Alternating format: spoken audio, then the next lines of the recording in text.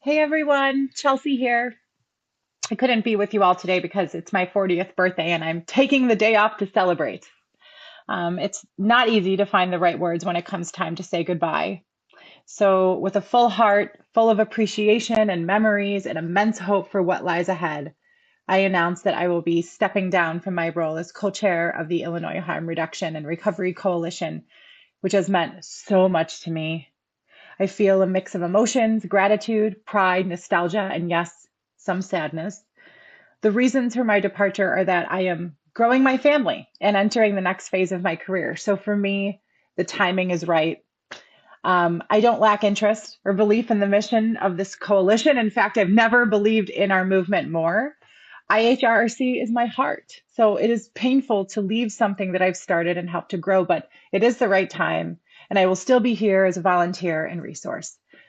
We've grown more in the last 2 years than at any point in the past 8 years of our existence. And as such, the coalition needs new leadership, a new co chair who has lived or living experience and more recent experience providing harm reduction on the ground to lead us forward alongside Dr. Sorrell. When Dan Rabbitt and I started this coalition in 2017, it was our call to action to truly attempt to live out the concept of Johann Hari's beautifully coined phrase, the opposite of addiction is connection, combined with Dan Big and Chicago Recovery Alliance's belief that any positive change as a person defines it for themselves is our definition of recovery. At that time, I was running Live for Lolly, still focused on servant leadership, growing a suburban, peer led harm reduction organization while running a safe supplies program out of my car, like so many of you. And in doing that, coming up against stigma, ignorance, judgment, constant police interference, and even hostility from community members and government leaders every day, just for suggesting that people who use drugs matter, are worthy of love, care, hope, and being alive. The field was way tinier, and I felt so lonely as a leader, a harm reductionist, and a person in this world impacted by trauma, mental health, my own substance use challenges, and underscored by the deep, devastating loss of my brother, Alex. Helping to build this movement has been how I've grieved. So Dan and I set out to create a community where relationships could be built and strengthened, organizations could have access to resources and growth opportunities, and where we could come together for a common purpose. At that time, our big dream was to legalize safe supplies programs and protect folks who used them and ran them. And I will never forget the day that we all sat down in my tiny office for several hours drafting up a bill together. This was just months after our hero and friend Dan Big had passed away, and yet many of you stepped up amidst our collective grief.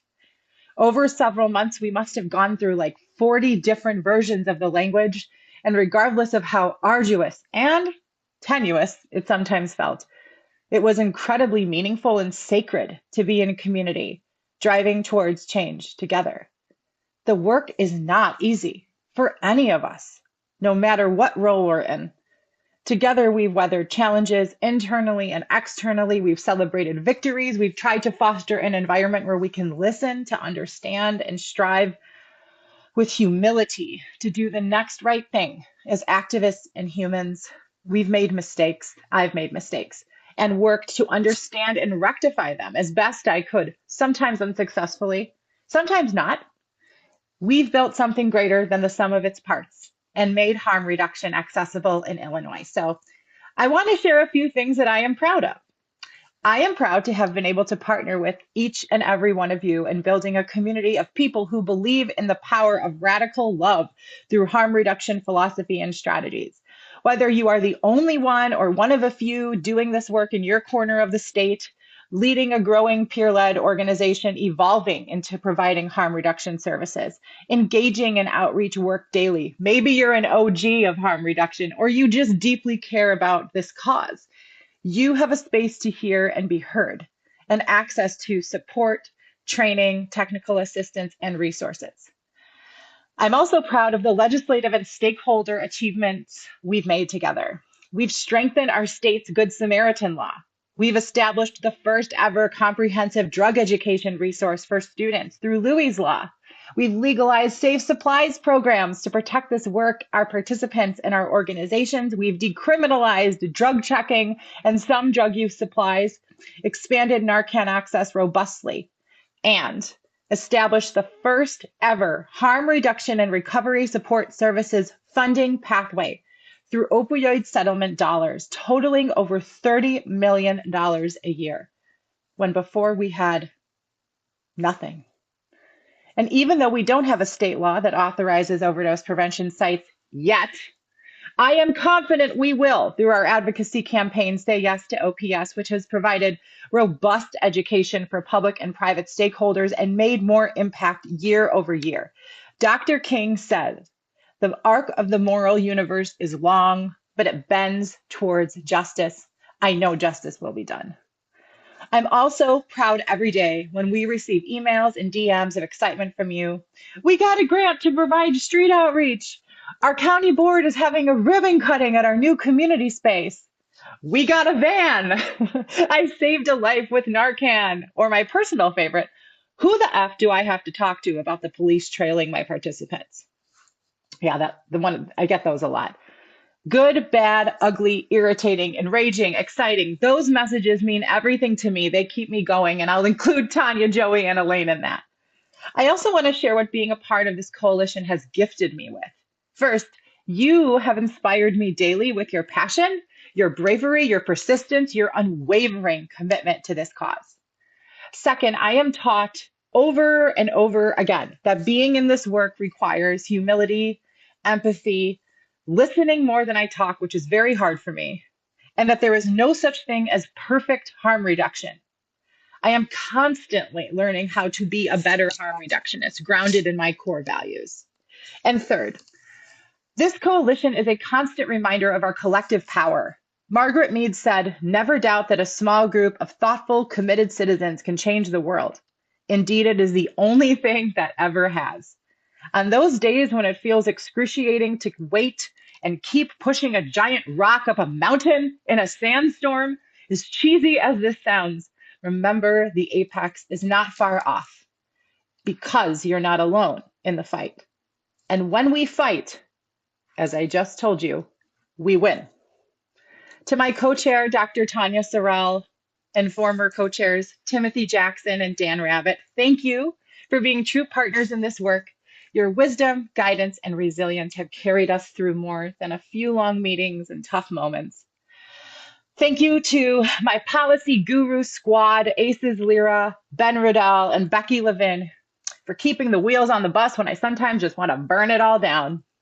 To Joey Tepper and Elaine Manning, my goodness, what would we do without you both? You both are keeping the lights on and making sure someone is always home. I am grateful for that. To Chicago Recovery Alliance, our fiscal sponsor, we literally couldn't do this without you. So thank you for believing in this mission. And to our executive committee, present and past, thank you for fighting the good fight and creating a solid foundation for us to grow from. Jen Nagelfisher, Melissa Hernandez, Van Asher, John Werning, Dan Hostetler, Phil Warren, Laura Fry, Chris Schaffner, and Sue Tisdale. And to our volunteers, members, and allies, thank you for trusting me, challenging me, and reminding me why this work matters. Okay, though I'll no longer serve as co-chair, I'm not disappearing. I remain deeply committed to this coalition's mission, and I look forward to supporting it in new and different ways. Leadership is a relay. It's not a solo race. And I'm proud to pass the baton to those who will take us further than we've ever gone before. In fact, some of the best mentors I've had have always instilled in me that our job as leaders is not to grab power or hold on to power, but instead to see leadership skills in others and do what we can to uplift and empower them. So if you're someone who is looking for an opportunity to be more intimately involved with IHRRC, and ready to roll up your sleeves and fight for harm reduction and other peer-led services, here are a few things we are looking for in a new co-lead. First, you have fresh perspectives and you're willing to share them. You understand what is going on the ground right now. Trends are constantly changing. The needs of organizations, our workforce, and our participants are complex and often at the behest of access, equity, and political will. We also recognize that this is a weird time for recovery support service providers and harm reduction providers. For example, we have some organizations that are fusing various philosophies and attempting to uplift every individual's sense of autonomy through this work. But simply by attempting to bring you all together is a challenge each and every day, each and every month when we do this. And we've got larger organizations who are also trying to survive that have been morphing into harm reduction providers, which has a real chance of wiping us out. Like there are some real threats. So if you've got fresh ideas for how we can best address some of these challenges, all the while fulfilling our mission and supporting you, we want to hear from you. Second, you have a collaborative spirit. You are willing to and desire to step back and listen. Acknowledge that your way is not the only way or the best way, it is a way. And yes, that way may be grounded in a lot of evidence and experience and is still valuable. But in this context, you appreciate that others have ideas and that whether we are facing a financial, governance, relationship, or civil rights challenge, you are willing to come to the table with a willingness to be helpful and work towards solutions. Third, you have direct lived and living experience with substance use. Your perspective as someone who uses or has used substances is, in my opinion, more important than the type of degree you have or what your title says. That includes folks who have been incarcerated, have been marginalized or had to navigate healthcare systems that weren't set up to support them. Your voice, your experience, and your passion are needed and wanted here. If you are interested, Joey and Elaine are going to share instructions for how to apply to become a co-chair. In closing, thank you for the honor of walking beside you in the fight to save lives. Forward, we march.